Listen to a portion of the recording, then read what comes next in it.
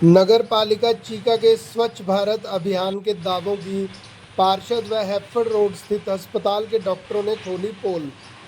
शहर में फैली गंदगी और कूड़े के दिखाए ढेर। नगर पालिका में सफाई कर्मचारियों की कमी के कारण नहीं हो रही है सफाई। कई स्थानों पर गंदगी से बीमारी फैलने का खतरा। चेयरपर्सन और अधिकारी फोटो खिंचवाने तक सीमित। नगर पालिका सचिव ने 11 सप्ताह में स्वच्छ बनाने का लक्ष्य रखा था और 50% लक्ष्य पूरा होने का किया था दावा। पार्षद बोले यह दावे कागजों तक ही सीमित। चीका के नामी अस्पताल द्वारा नगर पालिका चीका की गाड़ी में कूड़ा फेंकने की जगह पार्कों व सड़कों पर फेंका जाता है कूड़ा।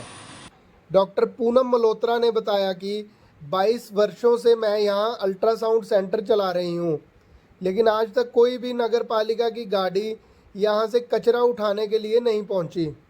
इसलिए हमें मजबूरन सड़क के किनारे पर अपना कचरा गिराना पड़ता है। उन्होंने प्रशासन से मांग की है कि नगर पालिका स्वच्छता की ओर ध्यान दे ताकि क्षेत्र में बीमारियां ना फैल सकें। गुला चीका से KB24 न्यूज़ के लिए ब्यूरो चीफ कुलभूषण शर्मा के साथ वरिष्ठ संवाददाता राजपाल जिंदल की रिपोर्ट। देखिए, सफाई व्यवस्था सिर्फ कागजों में है। नगर पालिका चेयरपर्सन सफाई व्यवस्था के प्रति बिल्कुल भी सीरियस नहीं है। सिर्फ दिखावे के लिए झाड़ू उठाकर फोटो उतरवा लेना सफाई व्यवस्था को दुरुस्त करना नहीं है। सफाई व्यवस्था के लिए हमने लिख के दिया हुआ है इनको कि भी आप कर्मचारी रखिए। 51 कर्मचारियों का हमने इनको सारे पार्षदों ने 12 के 12 पार्षदों ने 51 कर्मचारियों का हर वार्ड में 3 कर्मचारियों का हमने लिख के दिया है और इन्होंने उच्च अधिकारियों को भेजा हुआ। उस पर जल्दी से जल्दी उसको रिकमेंड करा के वो टेंडर लगाया जाए और सफाई व्यवस्था को शहर की दुरुस्त किया जाए। जगह जगह कूड़ा पड़ा है, जगह जगह गंदगी के ढेर लगे हुए हैं। आप हैफेड रोड पे देखो, थोड़े दिन पहले मैंने वहाँ डाला था, डॉक्टरों की वहाँ पे सिरिंज पड़ी हैं और पड़ी हैं, तरह तरह के वहाँ पे बीमारियाँ फैलने का डर है। तो उस पर संज्ञान लेना चाहिए और शहर की व्यवस्था को दुरुस्त करें। देखिए, ऊपर से जो ये प्रपोजल बन के आया है कि स्वच्छ अभियान चलना चाहिए, ये बिल्कुल ठीक है। स्वच्छ होनी चाहिए, शहर साफ सुथरा होना चाहिए।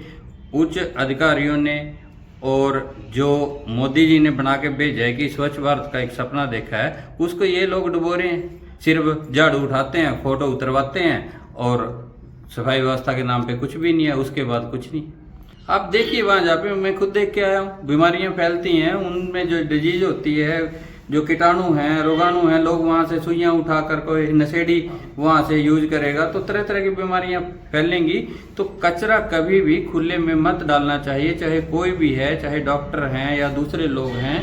कचरा अगर खुले में डालोगे तो वो बीमारियाँ फैलेंगी ही फैलेंगी। देखिए, आवाज़ उठाना हमारा काम है।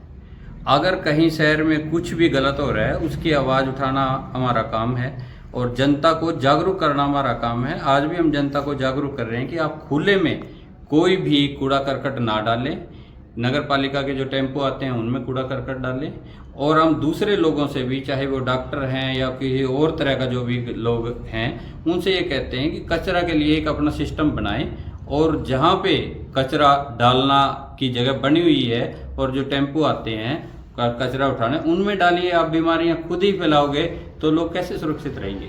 10% भी नहीं है। आप जाइए सब्जी मंडी की तरफ जाइए, कितना कूड़ा करकट नाले भरे पड़े हैं। आप कैथल रोड पे जाइए, मैंने फोटो में डाल रखी है। आप 5 वार्ड में बाबा बस्ती में जाइए, इतना कचरा पड़ा है, ये लगता है कि जैसे ये सारी बीमारियां यहीं पे आ गई हो।